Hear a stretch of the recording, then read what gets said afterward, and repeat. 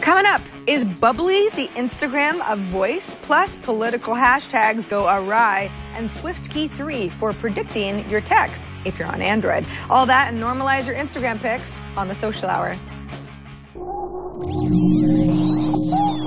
Netcasts you love. From people you trust. This is TWiT. Bandwidth for the Social Hour is brought to you by Cashfly at CACHEFLY.com. This is the Social Hour with Sarah Lane and Amber MacArthur, episode 76, recorded Friday, September 7th, 2012. This episode of the Social Hour is brought to you by Audible. To download a free audiobook of your choice, go to audible.com/social hour. Hello, everyone. Welcome to another edition of the Social Hour from TWiT World Headquarters in Petaluma, California. I'm Sarah Lane.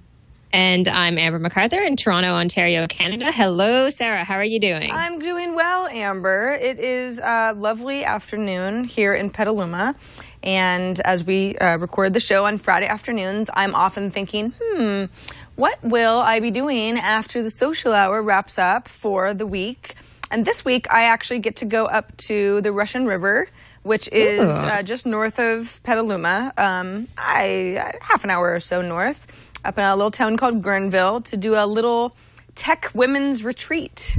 Oh, you mentioned last week that you were doing that. And there's some women there, right, who you haven't met before, and some that they are in tech too. Is that true? Yeah, that's exactly right. In fact, I don't know most of them. Of 30 women, I know 2.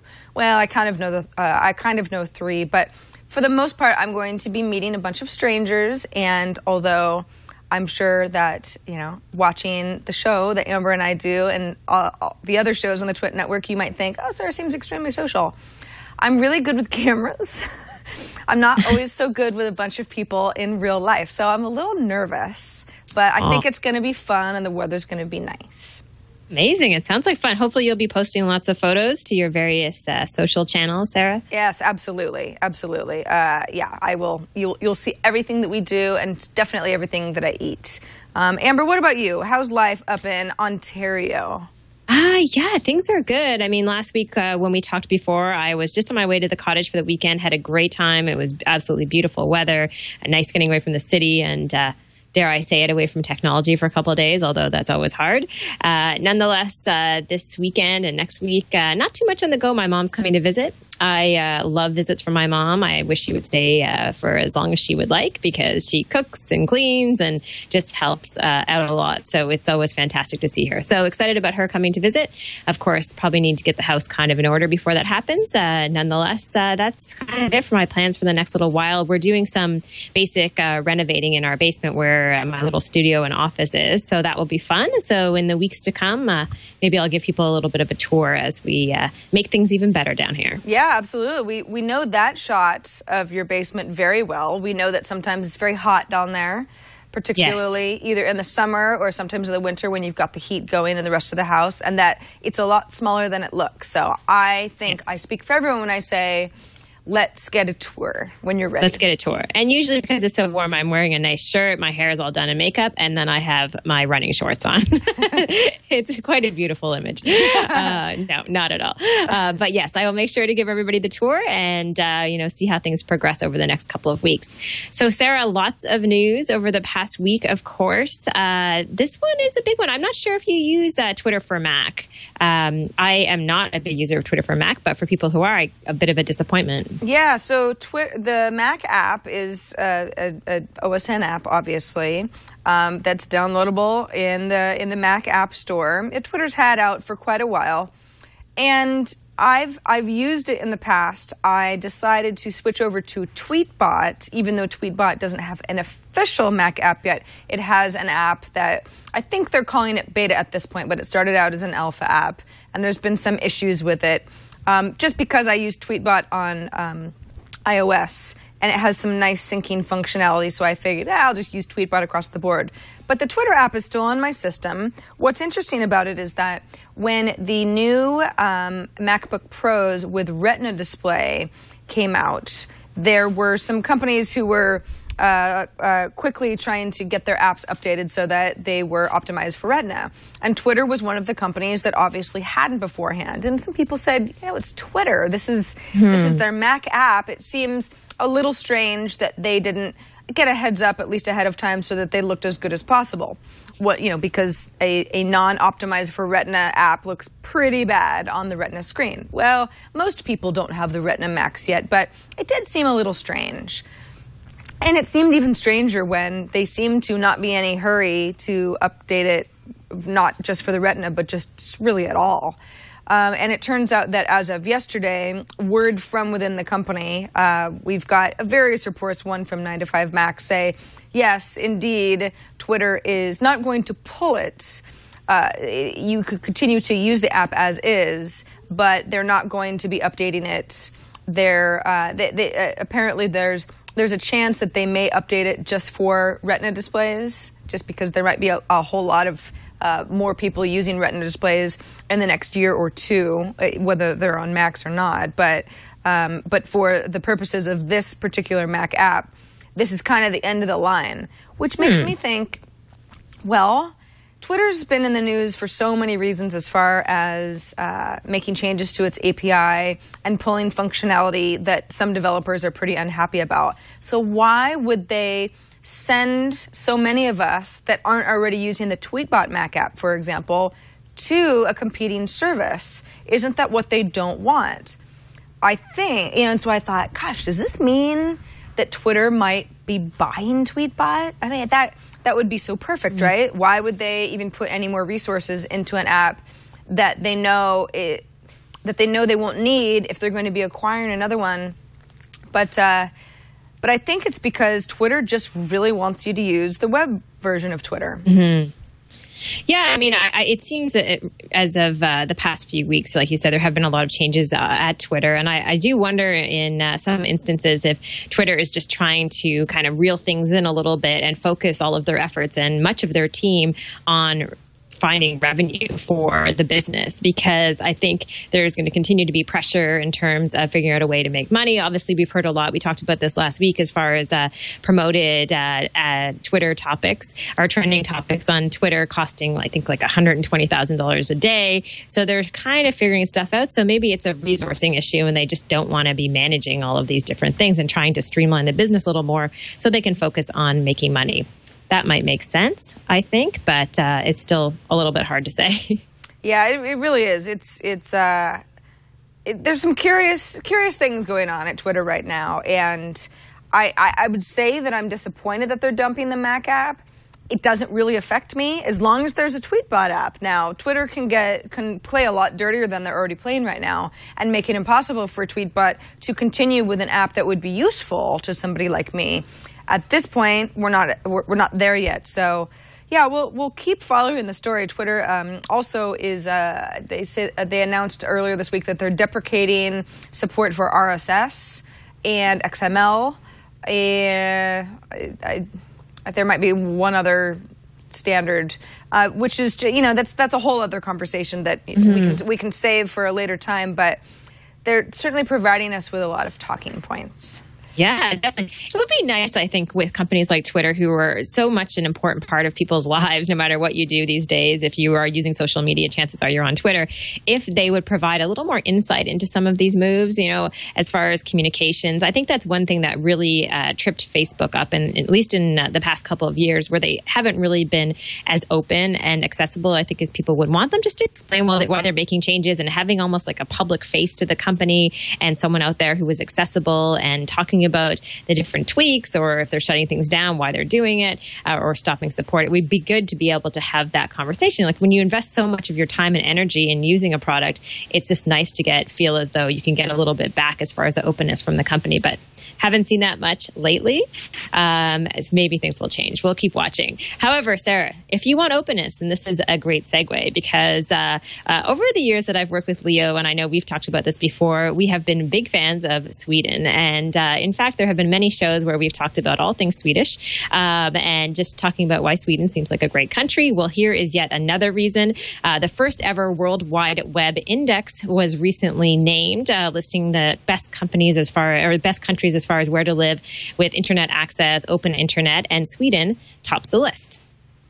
Sweden tops the World Wide Web Index. Why am I not surprised? Not surprised. Yes. So it looks like 6 out of the top 10 countries are European countries. They evaluated more than 60 countries. If you want just a quick rundown of the top 10, Sweden, the United States, UK, Canada, Finland, Switzerland, New Zealand, Australia, Norway, and Ireland. So if you are someone who relies heavily on the internet, you appreciate a more open internet, then it seems as though these are the places to live. So once again, Sweden proves that it's a great place to be.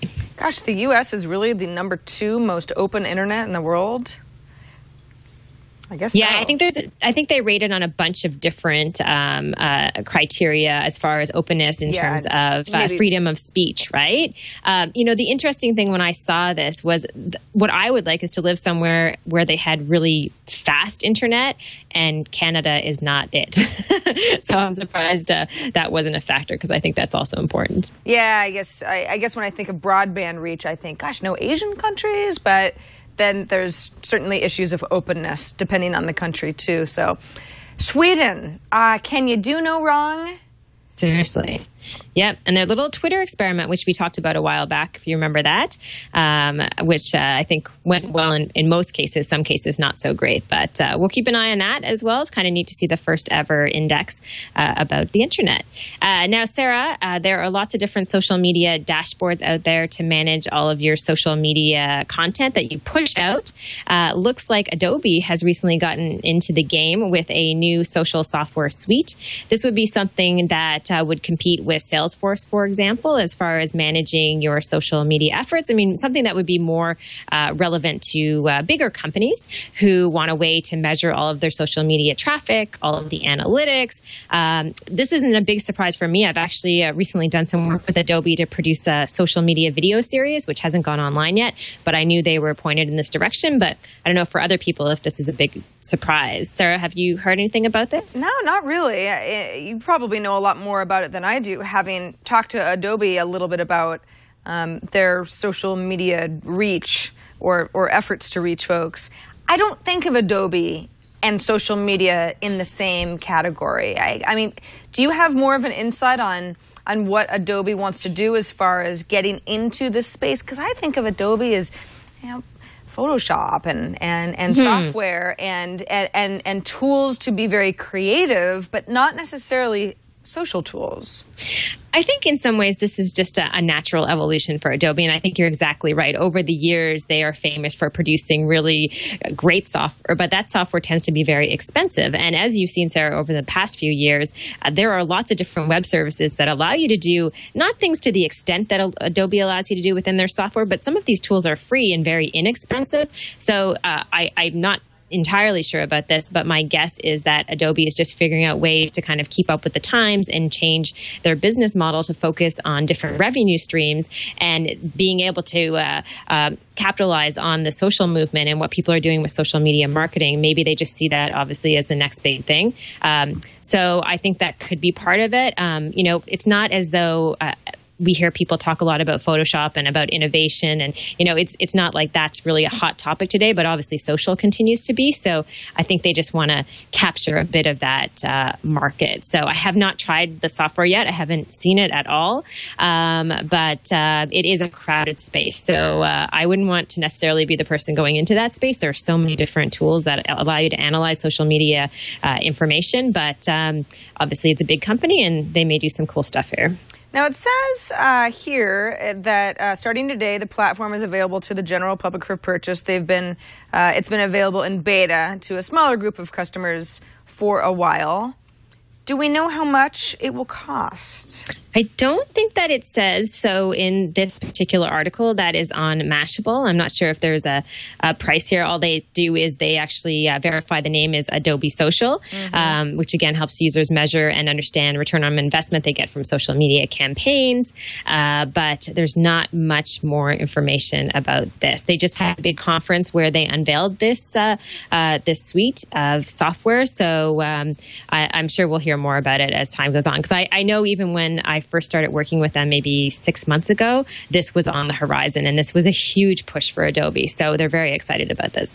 Well, yeah, I mean, I color me a little bit surprised, but at the same time, Adobe is smart to get into other verticals. Obviously, you said it's a crowded market, and that's very true, especially for marketing infrastructure. Salesforce, it would be a huge competitor that I could think of off the top of my head, which is always the company that whenever any company gets into the space, people go, oh, yeah, Salesforce, it's kind of tough to beat.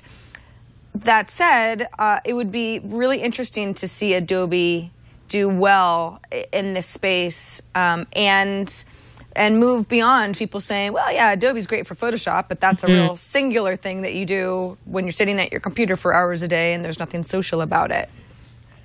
Yeah, I mean, I do think it makes sense for them, like you said, in terms of a move that is kind of the next step for them. And hopefully they're able to design a stellar product. I mean, they have such a good track record for designing great software from a designer's perspective. So it'll be fun to see what they do with this. And maybe it'll be a little bit different. I imagine it, even though I haven't seen it, I imagine it being designed really well and really friendly. They, just based on the Adobe brand in general. So maybe we'll try to get access from it to it, and maybe even try to get someone on to talk a little bit more.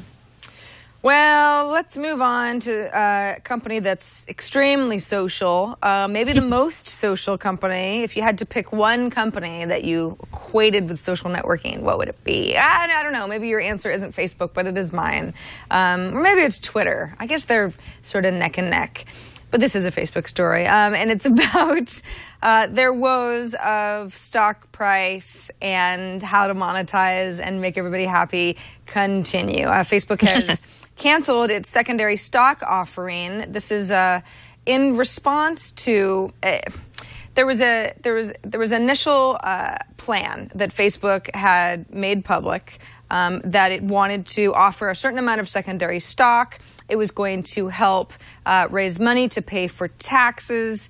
That this is all sort of a complicated restricted stock versus stock that a variety of employees have, and a lot of this stems from the fact that Facebook is about to, in the next few months, end a lockup for a lot of employees at various stages who have stock that they have to hold on for a certain amount of time. And this is all things that happen once a company IPOs, so that you don't get a bunch of people selling off stock right away and to try to make a profit and making the whole the stock price and the market too volatile. So this is a way to kind of normalize and make sure that stock is held on to. But at a certain point, employees can't be required forever to hold on to the stock, so they have what's known as a lockout be restricted. Or I'm sorry, lifted. It has been restricted before that. So this is all happening in November. Facebook says, okay, we were about to offer a bunch of secondary stock, and we're not even going to do that right now because all that's going to do is dilute the market, and the Facebook stock price in the market right now is low, so we don't want a bunch of that. We actually want to gain a little bit of control back to how we let the stock out into the wilderness and who has it. Mark Zuckerberg, Facebook CEO and founder, has said, I'm not going to sell any stock for the next year. You can count on that. This was an official filing. A couple of the board members have said the same, that besides stock that would be designed to help offset some cost of taxes, they aren't going to be selling any stock either. So it's a little bit, I think, of a goodwill effort towards the rest of the people who... Did you just sneeze? Oh, I tried to hide it. Sarah. I'm sorry, Amber, but I tried to hide it. I just heard a little, and I thought, I don't think she just, moaned. I think that was a sneeze. I just sneezed. I'm sorry. I tried to hold it in and I couldn't hold it in. And then, because all I keep thinking about of our wonderful fans, there's a couple of them who have this sneeze montage of me on YouTube, and I don't want it to keep growing and growing. I'm trying to hold the sneezes back, and this one just came out really weird, and I was trying to turn away from the camera and like look at the light and try all these things, but it didn't work. Anyway, move on. I hope next time I sneeze, I'm just going to let it out, Sarah. Yeah, it's just going to come out. Achoo! No, this was actually, it was good timing, Amber, because I think I was starting to go down a little bit of a stock rat hole, which is not the point of this topic. My point is that Facebook is now in a situation where they're doing some damage control. They've got employees that are wanting to get rid of stock that's, when this story came out a few days ago, the stock had hit an all-time low, I think of like $17.76 or something around there, which was the lowest it had been in a while. When it hit 20, that was down from, a much higher offering price. And so people are saying, could it go lower? And it has. This is, I don't want to call it a free fall, but it's definitely something that is concerning to the people who are trying to control Facebook stock and get this whole thing to normalize. What they've said that they'll do is, instead of having a bunch of folks have the ability to sell stock, all of it or portions of it in November, they're going to introduce a bit of a staggered rollout. So they will allow a lockup to lift, I think, several weeks beforehand, I think a couple of times before November, so it doesn't affect a particular day and scare off people as much. Yeah, I mean, I think that definitely makes sense. I don't want to voice my concerns over and over again every episode of the Social Hour about Facebook in terms of where they're going, but I still am sort of waiting to see how things evolve with Facebook. And it's funny, I just every week that goes by, I feel like I know more people who are using it less, and there's still a lot of happening there, obviously, but even my own experience when I log in, sometimes I just get so frustrated by all of the noise and all of the content, and it's not the most enjoyable place. I think a big smart move on their part in terms of buying Instagram. There are more people that I meet in terms of talking about the latest social tool that they're using. Instagram just continues to be on fire, and I guess that was a good move. So that's a positive thing I'll say about it. Yeah, so in that vein, Facebook and Instagram, the deal, which is worth less than it was when it was $1 million deal, or I'm sorry, $1 billion deal. It's now 700 and something million. Still a pretty good deal, but hey, you lose 25% of the deal price, and I'm sure someone somewhere is pretty disappointed, but the deal is official. Facebook now owns Instagram. And now the question is, what happens? There's a post on TechCrunch written by Josh Constein, says, now what? Well, the founders, they're probably going to stay. That's probably part of the deal, right? That, Facebook doesn't just buy Instagram and then everybody leaves and the whole thing falls apart. But what happens to the rest of the team? The Instagram team is very small. I think at the time of purchase, there were only about 12 employees, which for such a popular service is pretty impressive. I don't know if they've hired anyone since then. I don't know if they could. There might have been a bit of sort of a holding period while this was going through. But what do you think, Amber? I think everyone's really curious to see if Facebook holds on to its promise that it made when everybody agreed on the deal and said, Instagram will continue to be its own service. We're not going to shut down Instagram. You don't have to worry about things changing. But obviously, they didn't buy the users and the technology for nothing. They've got to integrate it into Facebook in a more seamless way than it is now. Well, I think on the topic of Instagram, and I touched on this a little bit, I'm more and more impressed all the time with the Instagram community and what a tight-knit community is and what a culture has been created around the Instagram community and all of the photos that are shared there. So in many ways, I just hope that Facebook doesn't necessarily destroy that by doing anything stupid with Instagram as far as integrating it in a way where they lose a lot of those users, especially the early adopters who've liked and used Instagram for a long time. But I think, it's a tool that makes a lot of sense for them. There was some talk, Sarah, if you remember this, I think we touched on this too, that perhaps Facebook had purchased Instagram also because they wanted to do more on the mobile front and figure out a better way to create their app, and also maybe the Instagram integration would be another layer of that. And I think the big thing with Facebook, and I don't think Instagram is going to help them again, is just the fact that on the mobile front, they haven't really done a lot. It's great that they have the Instagram purchase, but if they end up letting some of that team go, I don't know. I don't know what's going to happen. I just hope Instagram stays as intact as possible as far as the user experience. I do too. This is kind of a bit of a tangent, but I was at the end of every night, because I have TNT really early in the mornings, or I have to get up early to prep for TNT. I go to bed pretty early, and my whole routine these days is at least get in bed at a very reasonable hour, and then I can play around for a while. I can have my iPad and my iPhone and, or maybe read or whatever. But just kind of get to the point where I'm kind of in bed for the night. And it's often the time where I think, I'll look through Instagram, since the last time I looked through Instagram, which is usually once or twice a day, even if I'm not uploading anything. And last night when I opened it, it'll sometimes before it loads, it kind of flashes the last thing that you were looking at since the last time you opened it. And I realized, I don't think I've opened Instagram in a week. Oh, wow. And it was a weird feeling, because I wasn't on purpose.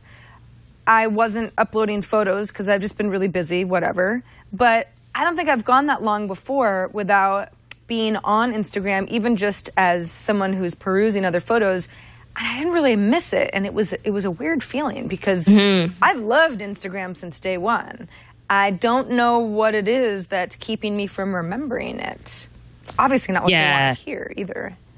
Yeah, I mean, I find it, one of the reasons I've been using it, maybe not more, but I at least have been browsing more photos, is I feel as though more people in my community are using it. More of my friends are using it. They love it. So they're posting a lot more photos. So I know more and more people who are relying on Instagram to share images. And I even find, I've done this recently where sometimes I've just started to share photos to Instagram. I don't even bother posting them to Twitter, because I do like the sense that it is almost like its own standalone community. And I think that's the cool thing that Instagram has done. But, to be honest with you, I do the same thing. Every once in a while, I won't log into Instagram. I won't log into Facebook or Google+.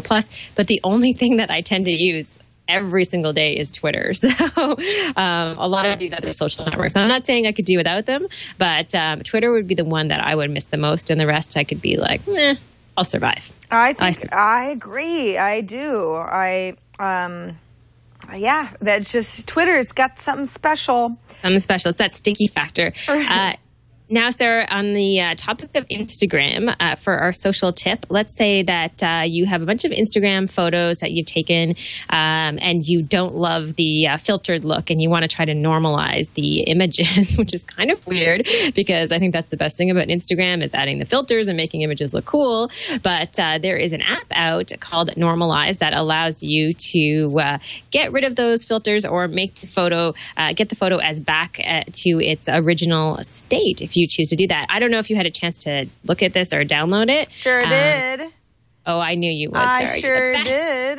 Yeah, you are the best. In fact, it's funny. This is actually a picture I had taken at the Castro Theater, which is a theater in San Francisco where they've got a big red screen and there's an organist playing. It's kind of hard to tell. But you're looking at, this is the original picture. Well, it's not the original picture. This is the picture that I ended up cleaning up and posting on Instagram.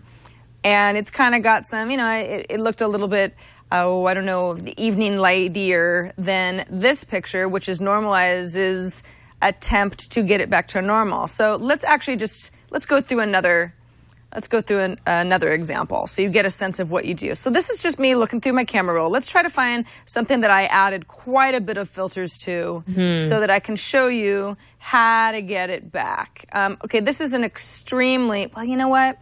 this is not a good example because I actually used those filters outside of Instagram. I used this lens flare thing.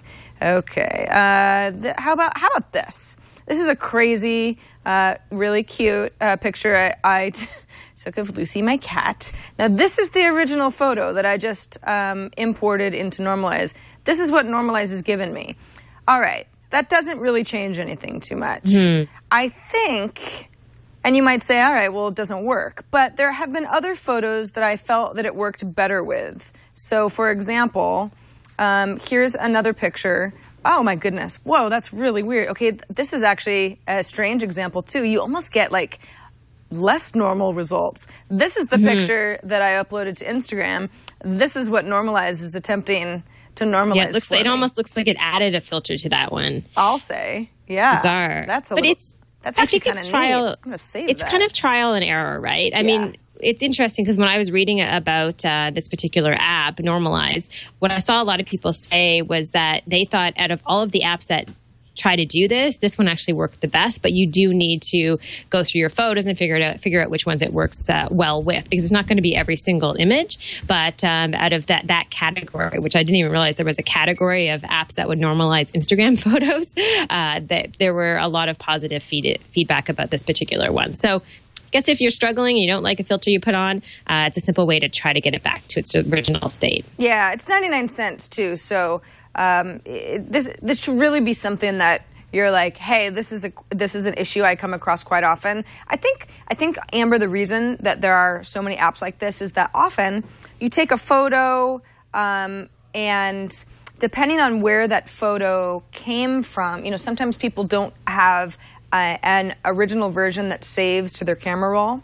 Depending on what app you might be using to take the picture in the first place. This has happened to me before where I export something, I save it to Instagram, and then all of a sudden, I don't have the original photo. I only have the photo that has filters on it.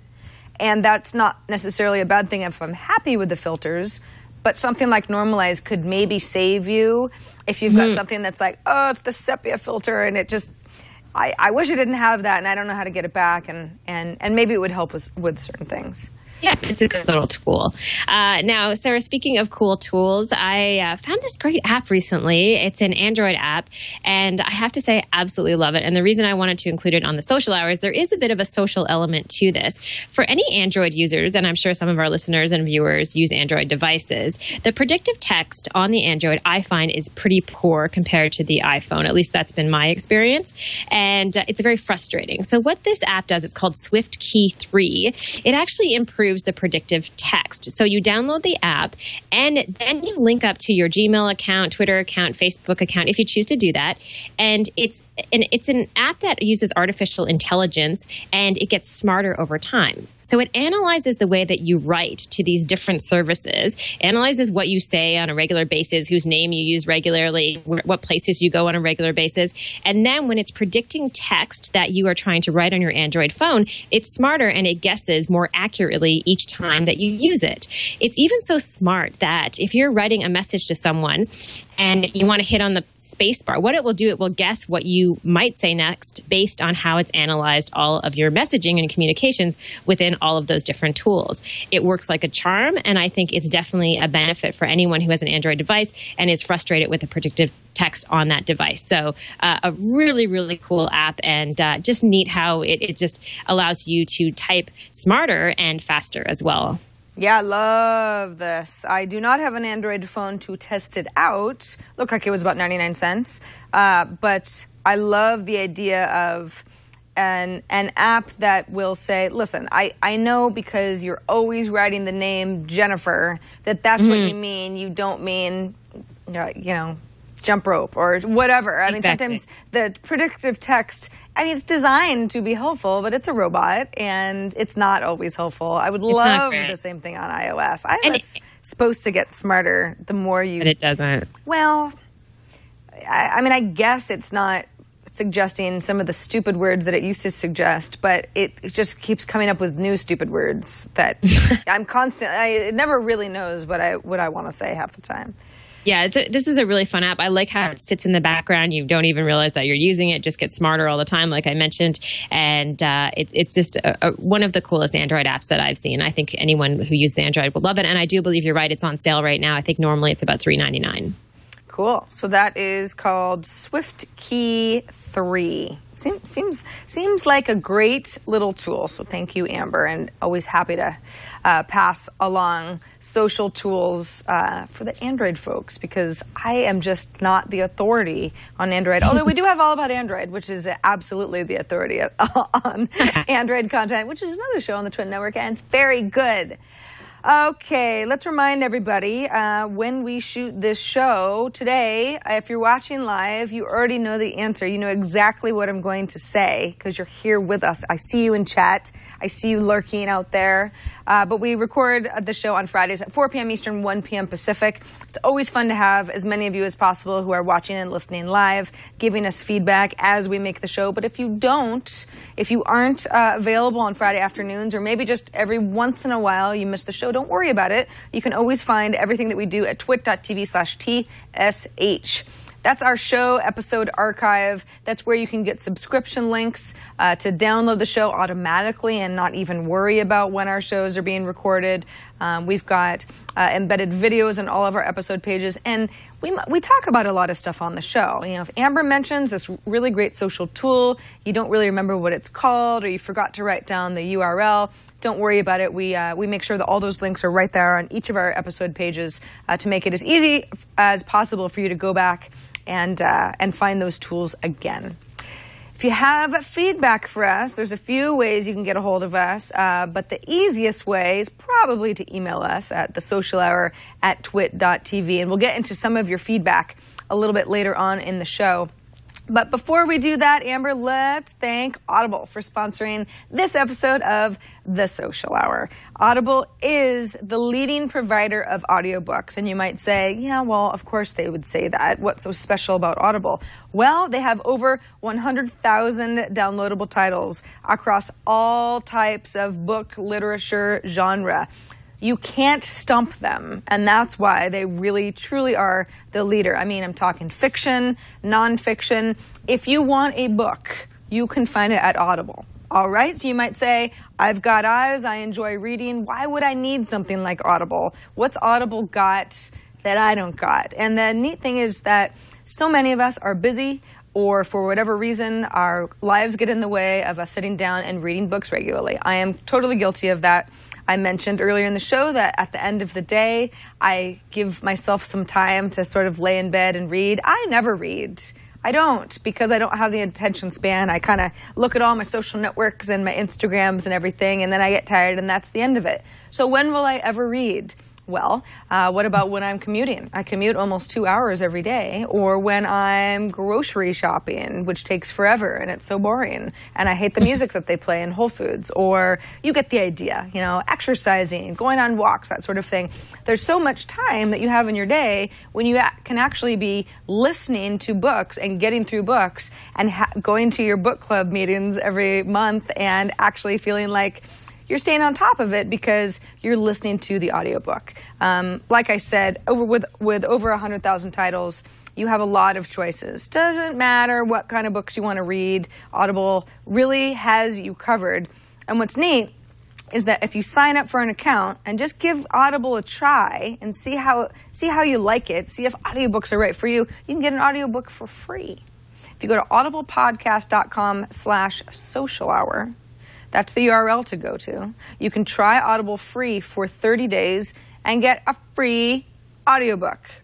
And that's good value. Free books. Choose the book that you like, listen to it. There's something special about listening to books on audio. I always say it's like you use a different part of your brain or something. And some people say, well, it's not the same as reading. I think it is. I do. You're still seeing the words in your mind. So it's reading. That's audiblepodcast.com/thesocial hour. And we thank them so much for their support. All right, Amber, back to the show. Okay, it looks like we have a voicemail from someone, but am I right in thinking that this person is anonymous? They did not tell us their name. Yes. She didn't say, don't say my name. She just didn't give it, so I'm calling her anonymous. She has an interesting suggestion for ads on mobile. Hey, Sarah. Hey, Amber. Here's a suggestion. I know last week you were talking about mobile ads and a way for developers to do this. Well, I was thinking, I have an iPod Touch, so on mobile devices, the Apple iOS devices, why not make them the banners similar to notifications, where they just pop up for a second and then go away? It still ensures that you see them, but then at the same time, they go away, so it's not too bothersome. I don't know. Let me know what you guys think. Bye. So I think this is in response to our discussion about Facebook wanting to monetize via mobile, although this could apply to really any company who's looking to figure out how to offer something either for free or for cheaply with an ad-supported model. However, Anonymous is, if I understand correctly, suggesting the idea of notifications either as pop-ups, she mentioned iOS because she has an iPod Touch, or the sort of floaty notifications that you get at the top of your screen if you don't actually want a full pop-up notification. I do not like this idea, although I think it would be effective, because you see a little notification and you immediately look at your phone like, is this an important text from somebody? Do I have a calendar item? Is there a tweet that, mentioned me that I, need to take action on? It would be an advertisement potentially. So yeah, you'd look at it, but boy, would you be mad. I don't think this would go over in the general public well at all, even if it was effective. You know what, Sarah? I think that advertising on the mobile front is a really hard thing to figure out. And I feel like there's not one easy answer. And again, I think I've talked about this before, but I think about advertising when you're in a movie theater and you see a really, large ad on the screen and you're kind of okay with it. When you see an ad on a computer screen, it's kind of like, maybe it could be intrusive. But when you get to your mobile phone, it's such a personal device that I think you're right. When you get pop-ups and notifications like that, it feels like someone's invaded your own space. I mean, your mobile device is like an extension of you.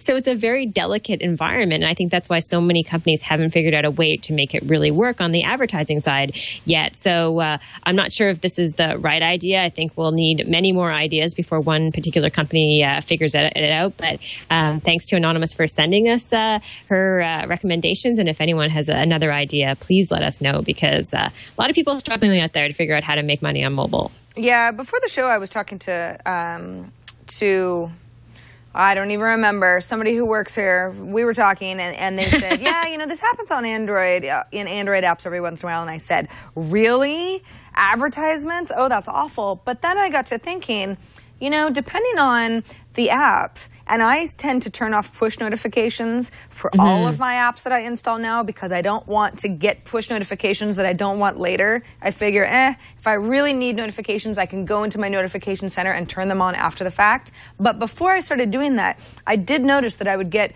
push notifications that are supposed to be designed to alert me to something happening within the app, but they would be things like in Draw Something. Remember, Draw Something was like the big thing for a month before Zynga bought them. And Draw Something would send me push notifications that there were new words available. It wasn't really anything that had to do with me. It was technically an advertisement because, of course, they have in-app purchasing model. And it really was like, that's very manipulative. These are not the push notifications that I signed on for. They're not the only company, by the way. But I have seen a little bit of that clever stuff that happens because they know I will look at it. And then I'll say, gosh, why are you doing this? This is not the notification I was asking for. So. Very frustrating.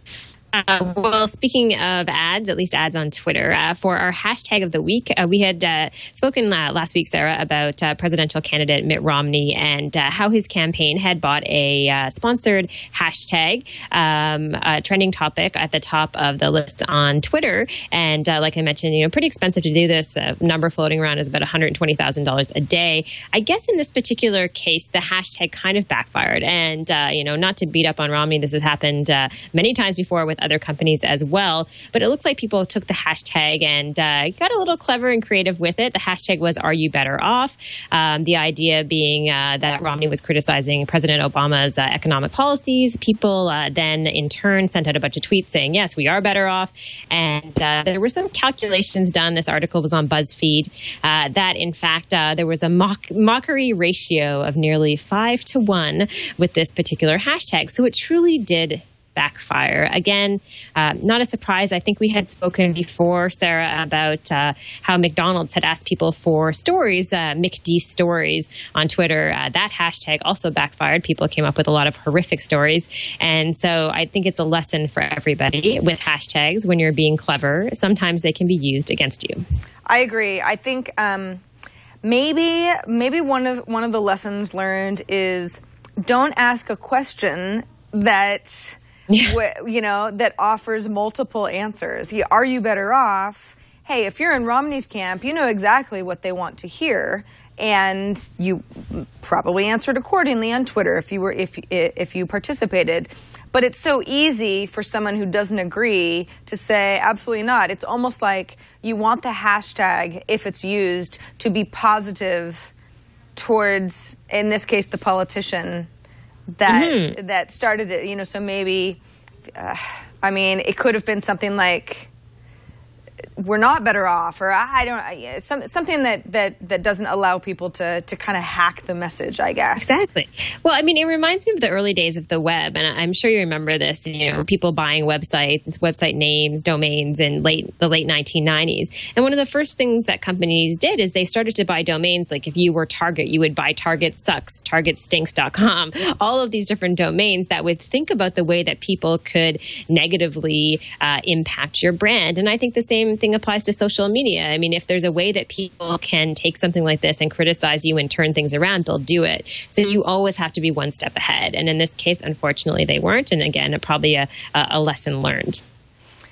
Well, not that this really means anything because it's not about hashtags, but last night I looked at the after Mitt Romney and President Obama had both given their speeches at the respective conventions for the Republicans and the Democrats on YouTube. I think as of yesterday, Romney had over 100,000 views for his speech, and Obama had, I think, almost twice that, 200,000. And they were both absolutely dwarfed by Clint Eastwood and his chair, who of course had close to 2 million views on YouTube, which just goes to show you that when it comes to social, the things that get people riled up, like, hacking a hashtag or watching a funny speech rather than something that's, moving or something that you agree with. Even though I know that Clint Eastwood's speech was not just funny, but the chair part of it was what brought a lot of views. It was bound to be turned into a meme. Exactly. I think many people who use the internet could have predicted that one. But yeah, you're exactly right. So it's been fun to watch all that's happened in the social space over the past couple of weeks with the RNC and the DNC, and lots of hashtags and lots of stuff happening in social media. So it's been interesting, Sarah. That is a good word for it. It has been interesting. It's been real. We do want to hear from you. I reminded you how to email us earlier in the show. I'll remind you again, the social hour at twit.tv, or you can leave us a voicemail like our very nice anonymous friend did, 2626-SOCIAL. So that's 2626-SOCIAL. You'll get our Google Voice mailbox, and you can tell us all of your social secrets, or just a question, or just an idea, and we'll feature it on a future show. Thanks in advance. You can always record a video as well. We love videos.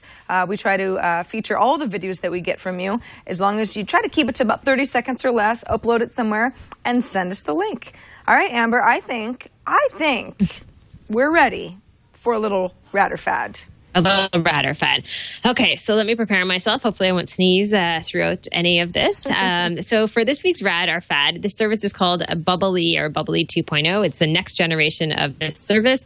It's an app, and historically what the app did was it allowed you to make voice updates. So you could add voice updates in terms of messaging, and you could send it out to your friends across social media channels. Well, they've gone one step further, and TechCrunch calls them the Instagram of voice. The idea being that you are able to manipulate your voice within Bubbly so that it has different kind of sound effects. You can make your voice more hollow. You can do a bunch of different things. I have been looking into this a little bit as far as the different voice filters. The app itself costs $3, so $2.99. And here's my feeling about this, Sarah, and I know you'll have your own view.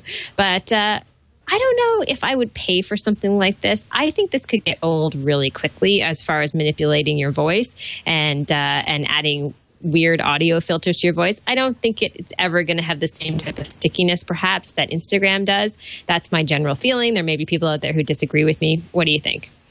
Okay, so I had seen the article that you're referring to, the whole Instagram of voice article, and just because I got so sick of seeing Instagram for video, I kind of was like, I don't know. How fun could that be? But for the purposes of this show, I went ahead and downloaded it. And by the way, Amber, it is only it's a free app, but there is a $2.99 in-app purchase to get more voices, like celebrity voices. Okay, gotcha. Yeah. So you can download it for free, and you have some functionality, but not full functionality as far as voices are. So if we look at Bubbly, I was just browsing some popular posts, but before I get that, I'll show you how you would create a new post. Okay, so there's a fair amount of noise in this room, as you can see. So I'll go ahead and just record something, and we'll see what it sounds like. Hey, everybody, it's the social hour. All right, I have recorded that. Now it's doing a little analyzing, and it seems to be, oh, come on. Really? All right, let's try that again. Oh, live demos. Oh, live demos. I had a freaking cancel right out of it. Now, I noticed earlier that Normalize also canceled out on me, and I think my phone might be a little finicky right now. So let's not jump to blame Bubbly, because I think I might need to do a restart or something. But we'll load it back up, and we'll give it another try here. Okay. Loading. Feed. And I think the app was founded in Singapore, and it looks, based on the article, that they have quite a few users in that part of the world. Yeah, they do. If you look at the global feed, it's a lot of stuff that I don't understand. All right, let's try this again. So, fair amount of room noise. We'll go ahead and record something. This is the social hour test for the social hour. All right, we're done. So we'll go ahead and listen to this. This is the social hour test for the social hour. All right, well, it sounds okay, but let's see if a noise reducer makes it sound even better. This is the social hour test for the social hour. Well, it sounds pretty good. We don't really need to boost it because it's pretty loud. But what if I wanted to, I don't know, make it sound like I was on a stage? This is the social hour test for the social hour. You kind of get the idea. What about a villain? This is the social hour test for the social hour. Okay, I really love that. Those are like those 2020, exposés. Where, you've got... Okay, last one. This is the social hour test for the social hour. That was our sci-fi. So you get the idea. Now, I think, Amber, that you'd get a little sick of saying, okay, I've got hyperspeed, I got synth, I can do noise reduced or boosted. I want some celebrity voices. And that's where you get that in-app purchase of $3. The $2.99 purchase. Yeah, but so if I say, okay, I like the one where it sounds like I'm on stage, I'll go ahead and hit next.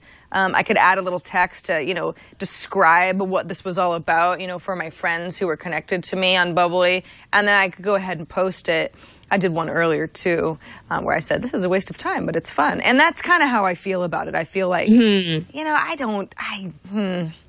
just don't know why this would be that helpful for me. When I went into the Discover area, there are some, I guess, celebrities that I'm not that familiar with. But again, if this is based out of Singapore, then I'm probably not the best target audience, or at least I can discover some folks that I'm not familiar with. But if I look at just most popular posts, and it goes ahead and loads up, this is what we were looking at when I first loaded the app. I don't know what any of this is. Yeah, I mean, I guess they're trying to create a community around the idea of voice sharing. Okay,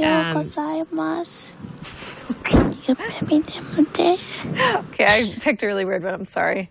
I hope she sounds so sad. I'm not sure if randomly picking these voices is going to go anywhere good in the next little while. But I think, again, I go back to, we've had this conversation in the past about voice or audio, these quick little updates. They're just not as easy to browse. And I feel the same way about something like Bubbly. I think it's fun as a one-off thing. I could see maybe some kids would like it. Maybe for adults, you just have a little fun with it every now and again. But I'm not sure it's going to stick. And for that reason, I want to put it into the category of being a fad. I mean, good luck to them. It seems like they have a community already there and growing. But I'm not sure if it warrants rad. Yeah, I think you're right. I think this...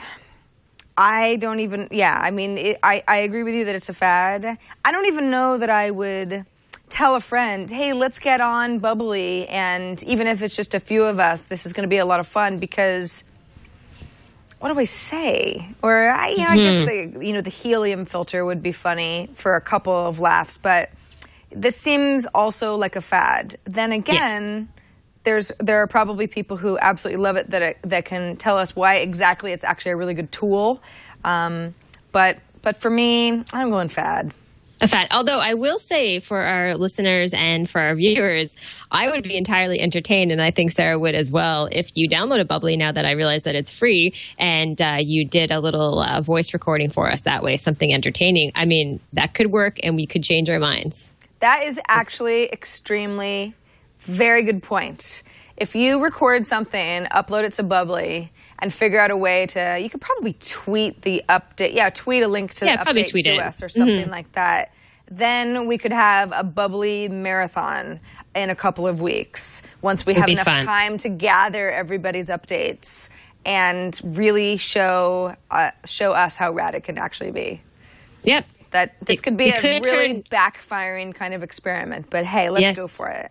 It could be the first time ever we have switched our view on something like this. So let us know if you can do it. It would be entertaining. Absolutely. All right, Amber. Well, we've come to the end of our hour. This has been a really fun social hour, as always, and thanks to everybody who joined us. Remember, we're live on Fridays at 4 p.m. Eastern, 1 p.m. Pacific. Our website is twit.tv/TSH, and you can find us pretty much anywhere, even in iTunes, if you want to subscribe straight from there, or watch us on our website, or YouTube, or whatever. Until next time, I'm Sarah Lane. And I'm Amber MacArthur. Thanks for watching, and we'll see you soon.